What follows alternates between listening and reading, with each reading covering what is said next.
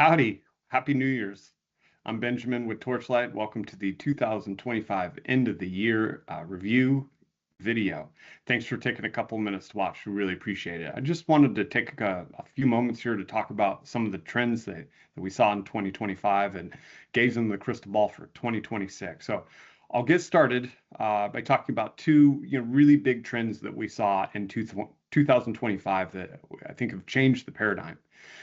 Number one, if you have risk and vulnerability management has taken on a new, I think, impact around cybersecurity and IT in general.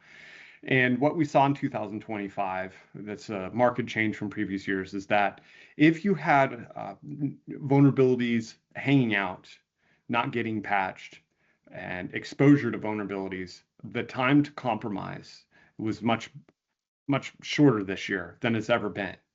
I remember walking into a server room about 8 years ago, and the system admin, we were doing an assessment, and we looked at the server, and it was 3 pages of vulnerabilities.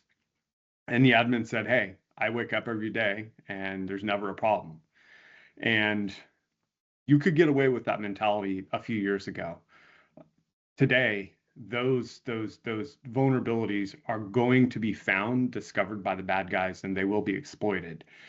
So what used to take weeks and maybe years a few years ago, you're now measured in days and weeks to get your systems patched and remove the vulnerabilities. And I would dare say that as we move forward, weeks is even going to be too long. One of the other big changes we've seen from auditors, regulatory folks, and insurance companies is that if you don't have an ongoing campaign for risk management and vulnerability assessment, you're not going to pass these audits moving forward. That's the big shift we saw in the audits towards the latter half of this year, and we think it's going to continue to gain momentum and steam, is that just taking a snapshot of vulnerabilities in time and then handing that off to the insurance company or whoever that it's work in progress, we're going to get these patched. It's not good enough anymore. You're going to now have to demonstrate a program of ongoing vulnerability awareness and patching on those vulnerabilities within a relatively short time. I think that's a big change around IT in 2025.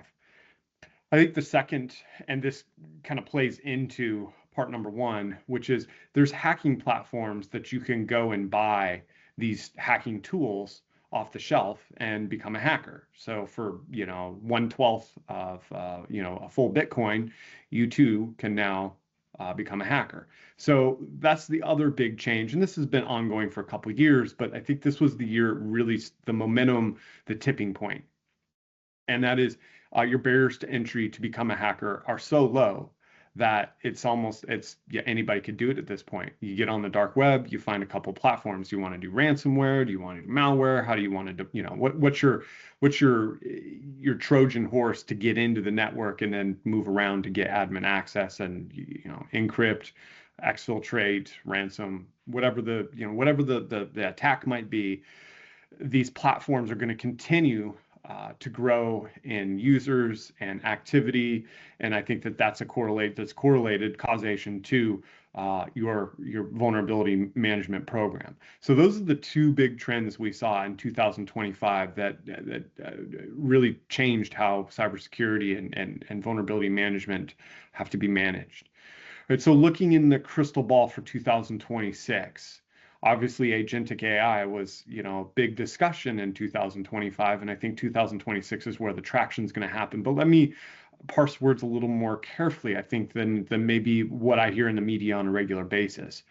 And that is, it's not just about artificial intelligence. What I see with artificial intelligence, where the genius is that it can take and transform data from disparate systems.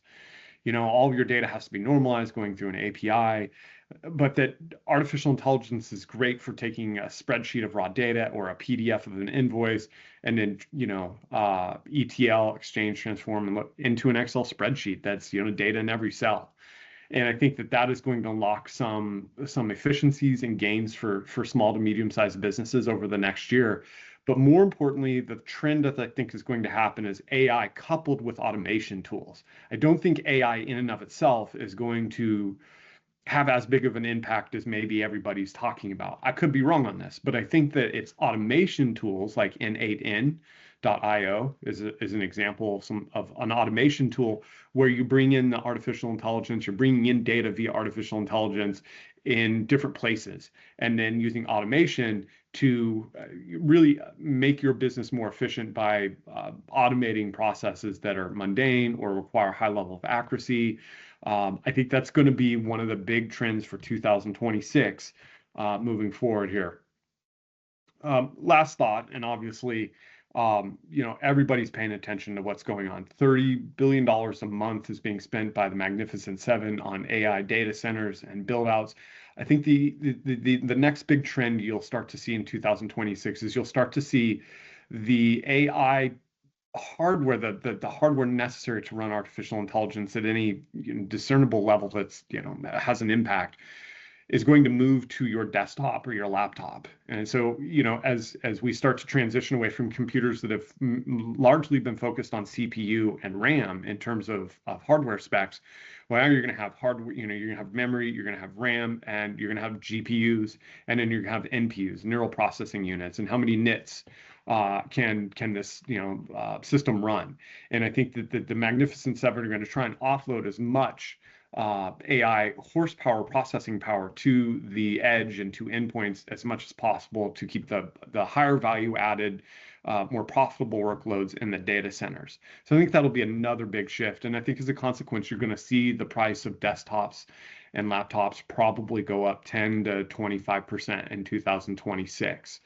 Just a hunch. I don't have any, quantifiable data to back that up, but I think you'll start to see more expensive components go into these desktop laptops, and who knows, maybe you'll start to see, thin clients coming back into popularity again. It's like, hey, we don't need the AI, we just need to get work done, and thin client just works fine. So, Happy New Year! Looking forward to 2026. Thank you for your trust that you've placed in us at TorchLight in 2025.